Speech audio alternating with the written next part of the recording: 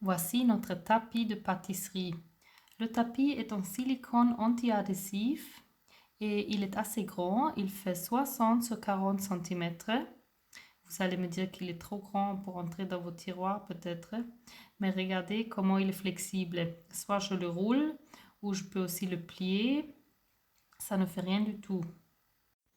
Si je l'ouvre après, il est toujours aussi lisse qu'avant. Il est gradué pour vous aider à mesurer avec précision votre pâte roulée. Et il sert également à transporter votre pâte vers une moule. Moi, je trouve ce tapis idéal pour préparer les pâtes à pain. Vous ne nettoyerez plus le plan de travail, regardez, même la farine adhère sur le tapis.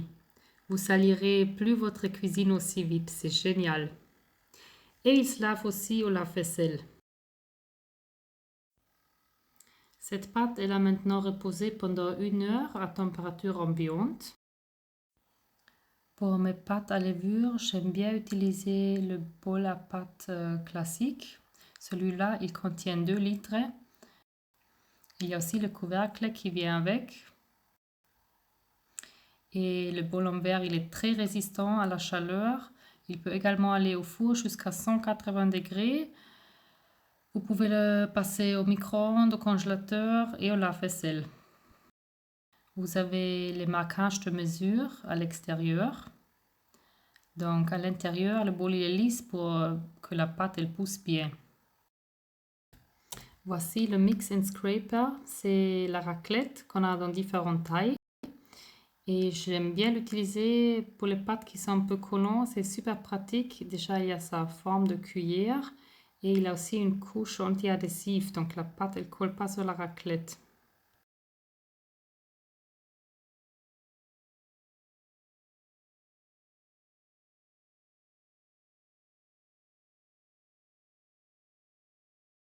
Je partage la pâte en deux et puis je vais vous montrer le façonnage.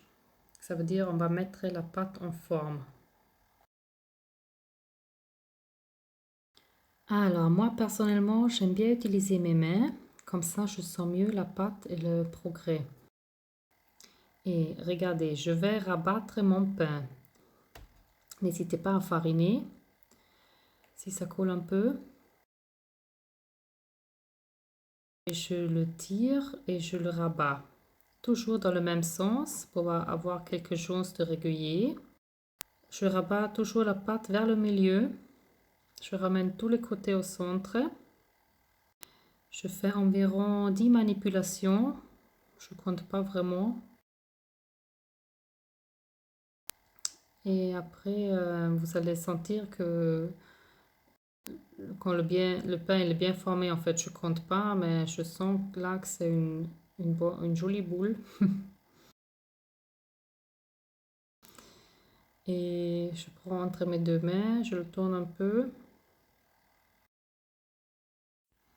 Puis je le fais un peu ovale, en fait, une forme comme une amande. Comme ça, à la fin, les deux parties ne vont pas coller trop ensemble. Une fois que votre plat creux il a une bonne couche anti-adhésif, vous n'êtes pas obligé de mettre la farine. Mais aujourd'hui, j'avais envie de mettre un peu. C'est une question de goût, c'est plutôt pour l'esthétique. Maintenant, je prends la deuxième partie. Et en fait, il y a différentes techniques de boulage. Il n'y a pas des vraies ou des bonnes techniques. Vous essayez ce qui vous convient. Maintenant, je vais vous montrer comment je forme mon pain à l'aide du tapis de pâtisserie. Ça, c'est assez pratique si vous voulez pas trop salir vos doigts. Donc, je prends le tapis à l'aide pour rabattre ma pâte. Je mets toujours un côté vers le milieu. On fait encore à peu près 10 à 15 manipulations. Je rabats la pâte vers le milieu jusqu'à ce que j'ai une jolie boule.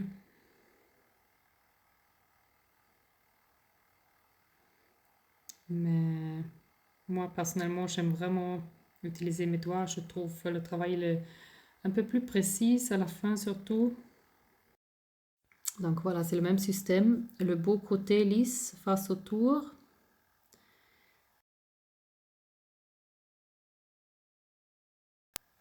Et je fais encore une forme d'amande. Et puis je le place dans mon pot.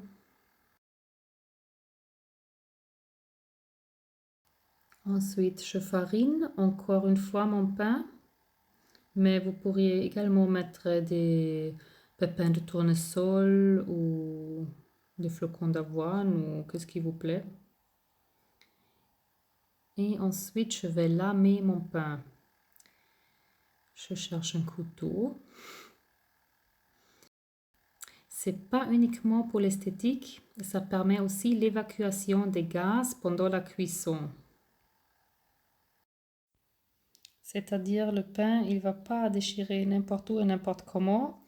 C'est moi qui le contrôle. Je donne la direction pour que les gaz peuvent s'échapper.